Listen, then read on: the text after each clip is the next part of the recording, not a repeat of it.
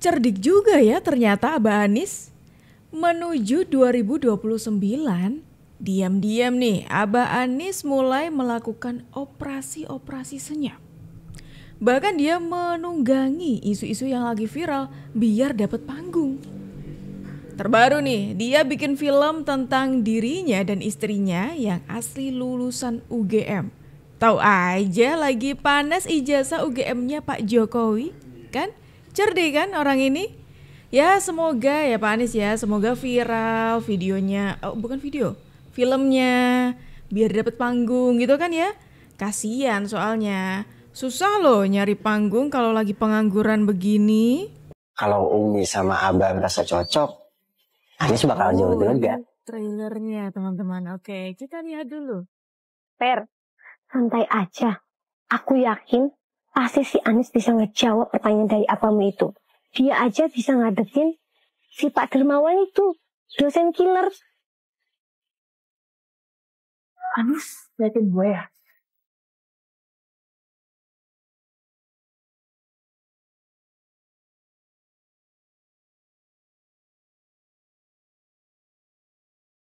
Bilang sama masmu, jangan di kamar terus. Belajar aja kerjanya. Mau jadi presiden dia. Oke, Saya dengar Sinta ke kampus kamu bikin onar ya. Saya mau minta maaf. Tidak apa-apa. Anggap saja itu resiko saya karena kenal dengan idola para mahasiswa dan juga pelajar Jogja. Oke, itu cuplikan film teman-teman yang nantinya akan tayang di tanggal 12 Juni. Tapi kita nggak akan bicarain soal film itu secara lebih jauh ya. Dari trailernya saja kita sudah melihat captionnya. Film Anies Baswedan akan diputar di bioskop kisah dua lulusan UGM yang berjodoh. Di film aja kayak ibaratnya nama UGM tuh kayak di highlight di situ ya. Dua lulusan UGM. Tuh kan? Ini apakah cuma saya aja yang merasa teman-teman? Kalian gimana? Apakah kalian juga merasakan yang sama? Ketika lagi rame nih masalah ijazahnya Pak Jokowi, yang mana Pak Jokowi kan lulusan UGM juga gitu. Kemudian ada film yang langsung di highlight dua lulusan UGM gitu. Waduh, ternyata si Abah cerdik juga ya memanfaatkan dari jalur film gitu ya untuk menyindir permasalahan ini atau numpang di permasalahan soal ijazah ini teman-teman. Ya sebenarnya kita tahu kalau masalah bikin film kayak gitu kita udah tahu targetnya ini itu dipasarkan ke siapa aja. Yang pastinya tidak lain dan tidak bukan ini tuh tujuannya untuk dipasarkan ke para anak Abah.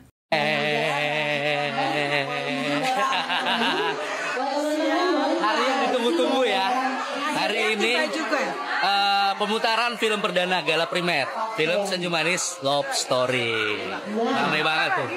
Ramai penuh. Nah, ini kita lagi di XX1 Epicentrum Kuningan, Jakarta Selatan. Jadi buat kalian teman-teman anak-anak Abah ataupun kalian pecinta Pak Anies Rashid Baswedan, pastikan nonton film Senyum Manis Love Story. Rugi kalau nggak nonton. Nah, kita ini pengen lihat bagaimana dua orang sosok yang berjodoh, mahasiswa dan mahasiswi UGM asli, berijazah asli. Ya kan? Jatuh cinta di kampus sampai nikah. Jadi ijazahnya bukan kaleng-kaleng ya. Asli, real, original ijazahnya original. Ya itu sih cerita kalau dikesindir, pokoknya ijazahnya asli UGM. Oke gitu aja ya. Jangan lupa nonton film Senyum Manis Love Story di bioskop seluruh Indonesia. Oke? 12 Juni ya mulai tayangnya di seluruh bioskop Indonesia. Jangan lupa. Ini ijazah dia palsu nih. Tuh kan dugaan saya benar ternyata teman-teman. Mereka ini berusaha untuk nimbrung di permasalahan ini, menyindir permasalahan ini dengan cara membuat film yang mana film tersebut langsung ada highlightnya.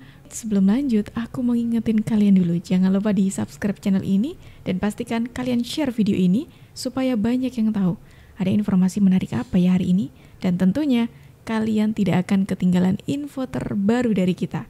2 lulusan UGM yang berjodoh. Itu bawa-bawa nama UGM. Dan apalagi di sini lebih diperjelas sama anak abah nih.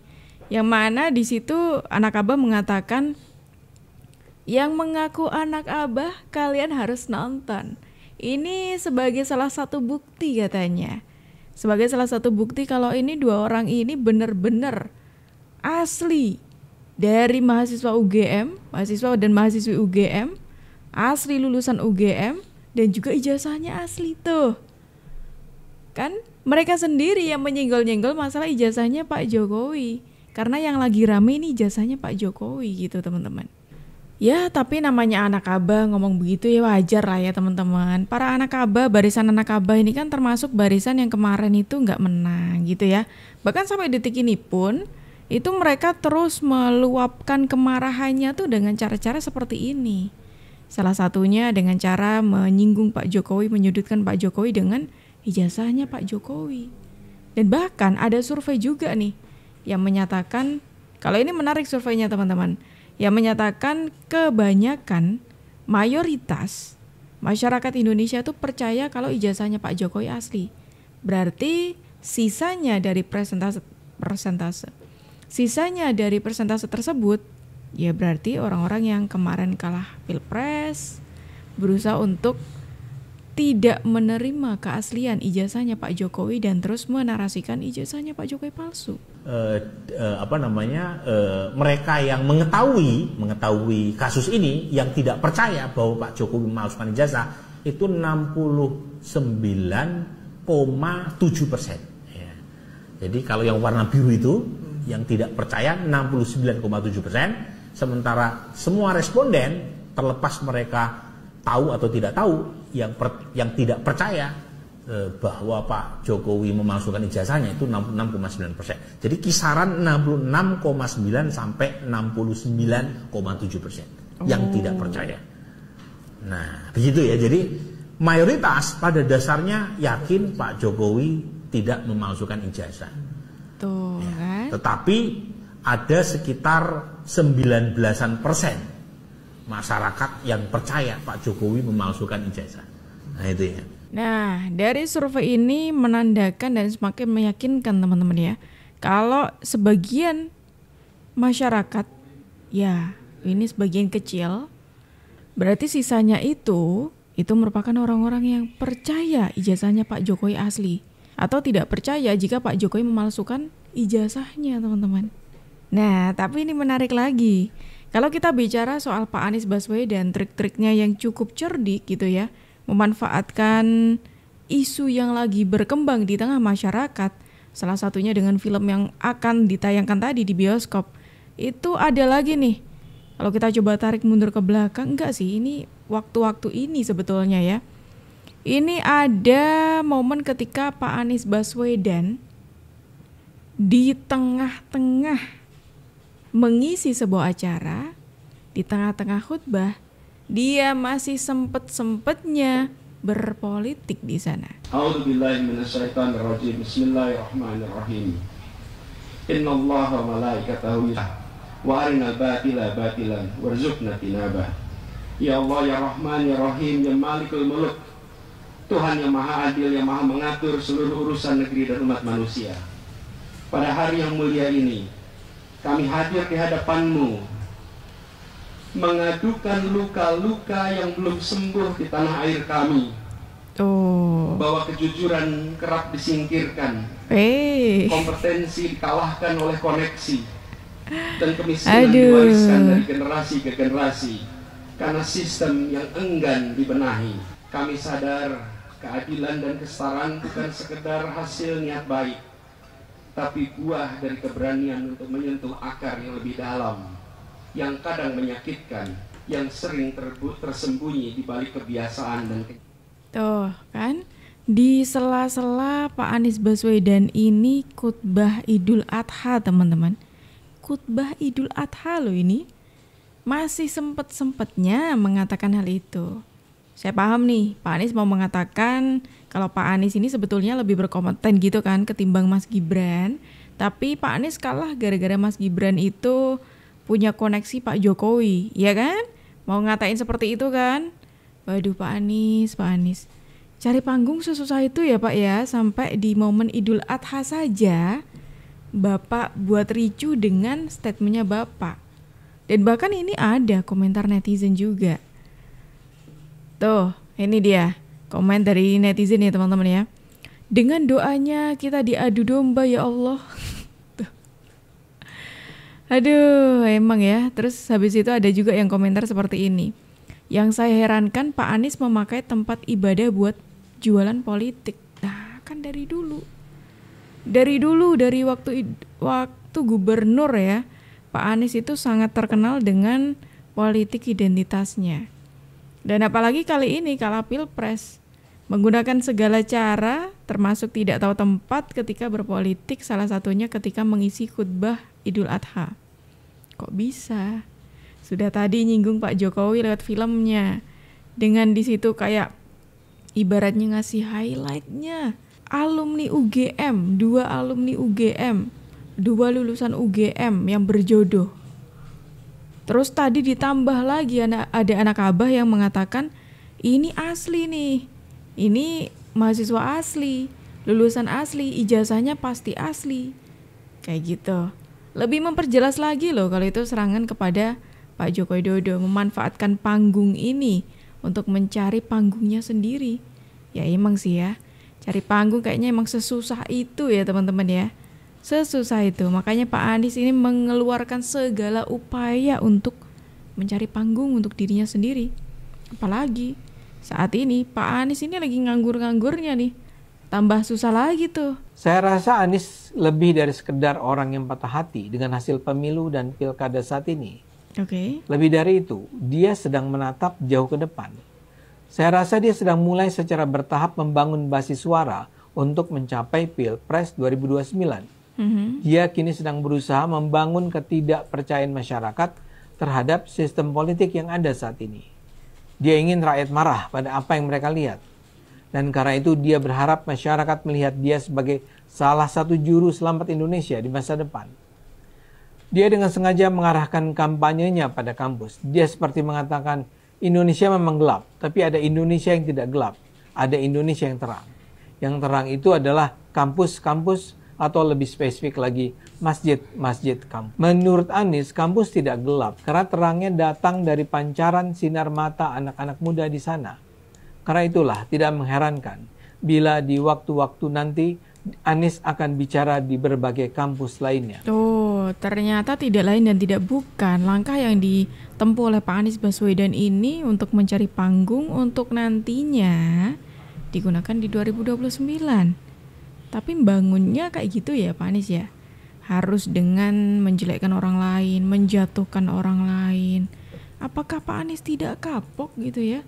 Tidak kapok dari gubernur dulu yang omongannya mencela-mencela sampai rekam jejaknya ada, sampai detik ini yang Pak Anies justru menggunakan jurus yang tidak jauh berbeda begitu. Bahkan yang saat ini, yang saya lihat ini, Pak Anies ini sudah terang-terangan sekali, selain tadi menyindir Pak Joko Widodo, sudah terang-terangan menyindir atau membuat serangan terang-terangan untuk Mas Gibran. Jadi saya sangat kecewa gitu sama pemerintahan sekarang tuh, berita semua sangat buruk. Dan saya melihat lagi ke depan itu kok banyak sekali yang sudah AI, apa itu? AI, ya. Dan saya pribadi juga melihat di TikTok wakil presiden kita itu juga sudah mempromosikan ke sekolah-sekolah untuk merawat diri, kecantikan kayak gitu. Kenapa enggak akhlaknya, imannya yang diperkuat kayak gitu? Kayak saya itu kayak ngerasa sedih banget. Kenapa ya kok jadi menurun kayak gini gitu? Kenapa ya kita itu kayak, kenapa duniawi terus gitu sekarang itu? Kenapa enggak malah agamanya kita, ekonominya kita, semua yang dari bawah itu kita angkat gitu loh Pak, sama-sama gitu. Ya saya sebenarnya dari keluarga yang mampu, orang tua saya nggak kesusahan, tapi saya melihat di bawah itu banyak yang ngemis, banyak yang minta-minta, itu kayak rasanya ya Allah sakit sekali gitu Pak. Ya Pak, minta tolong untuk dibukakan mata kita semua untuk kalau agama itu nomor 1 dan kalau bisa sholat dan ngaji itu nomor 1 gitu Pak. Ya. Terima kasih Pak.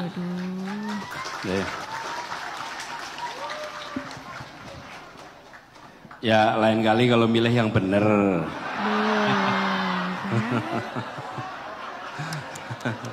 Iya. Kalau menyesal ya sudah menyesal lah gitu. Iya. Nggak milih katanya. Oh nggak milih. Nggak milih. Berarti Anda ya Pak Anies ya nggak dipilih juga loh Pak Anies, ya ampun. Nah ini kelihatannya lebih mantap kalau Ustaz Jazir yang ngomong kan ya. Ini di sini terang-terangan sekali Pak Anies menyampaikan kalimat yang ini menurutku jadi terang benderang kalau Pak Anies ini lagi dalam mode menyerang pemerintahan, terkhususnya Mas Gibran Raka Buming Raka. Jika Ibu tadi bertanya soal etika, soal akhlak gitu ya, ditanyakan kepada Pak Anies, saya juga ingat, ya Pak Anies ini memang pendidikannya luar biasa. Kita semuanya mengakui Pak Anies lulusan dari kampus ternama di Indonesia, salah satu kampus ternama di Indonesia. Tapi kita juga tidak lupa loh ya Pak Anies ya, jika Pak Anies seseorang yang katanya terdidik dengan pendidikan yang luar biasa, itu menilai seseorang dengan 11 dari 100, seseorang yang sudah membantu Pak Anies, seseorang yang sudah mengantarkan Pak Anies menang di Jakarta. Gak tahu nih etikanya gimana nih, kayak gitu. Dan bahkan kita juga tidak lupa Pak Anies ini orang yang omongannya tuh mencela-mencele. Masih ingat ketika Pak Anies itu mengatakan tidak akan maju ketika Pak Prabowo ini juga masih mencalonkan diri sebagai presiden. Nyatanya apa? Di 2024 kemarin Pak Anies maju. Bahkan Pak Anies menilai Pak Prabowo 11 dari 100. Menilai seorang menteri yang waktu itu bisa menyelesaikan masa jabatannya 1 periode. Yang menilai adalah seorang menteri yang tidak bisa menyelesaikan masa jabatannya 5 tahun, bahkan dipecat waktu itu. Kebayang kan teman-teman? Kebayang kan? Ya kayak gitu. Jadi sampai detik ini Pak Anies itu masih dalam upaya untuk mencari panggung, memanfaatkan isu sana sini, menggunakan kecerdikannya dalam menyusun strategi, mencari panggung tentunya untuk 2029 nanti. Dan bahkan nih, ada yang terang-terangan mengakui merasa diselamatkan dari Pak Anies oleh Allah Subhanahu wa taala. Justru kita diselamatkan oleh Tuhan, oleh Allah. Mereka tidak sidik, tidak jujur, tidak amanah. Berarti tidak bisa dipercaya dan mengingkari hal-hal yang telah disepakati. Tuh, gimana tuh? Tidak memegang komitmen dan janji-janjinya. Nah, sekarang saja tidak sidik, tidak amanah, tidak memegang komitmennya. Bagaimana nanti kalau menjadi pemimpin dengan kekuasaan yang besar? Tuh kan, Pak SBY, orang yang pernah dikhianati oleh Pak Anies Baswedan, ini merasa diselamatkan oleh Allah, teman-teman. Kenapa? Karena ada cerita bahwa SBY ataupun Demokrat ada kesepakatan gitu dengan Pak Anies bahwa Pak Anies akan diusung Demokrat waktu itu menjadi calon presiden dan wakilnya adalah Mas AHY. Tapi lihat apa yang terjadi. Mas AHY tidak dipilih oleh Pak Anies dan Pak Anies lebih memilih Caimin waktu itu. Sakit hati dong. Tapi ternyata sakit hatinya Demokrat itu berbuah manis, teman-teman. Karena dengan ditunjukkan waktu itu, makanya Demokrat berpindahlah dari Pak Anies ke Pak Prabowo Subianto. Dan makanya di sini Pak SBY mengatakan merasa diselamatkan. Diselamatkan dari Pak Anies Baswedan tentunya. Orang yang omongannya sering mencela-mencele, tidak bisa dibuktikan, tidak jujur, tidak amanah, seperti itu tadi. Belum jadi presiden saja sudah seperti itu. Gimana nanti kalau jadi presiden? Gimana teman-teman kalau komentar kalian? Silakan tulis komentar kalian di kolom komentar dan terima kasih karena kalian sudah menemani aku dari awal sampai akhir. Aku Jup pamit undur diri. Sampai jumpa.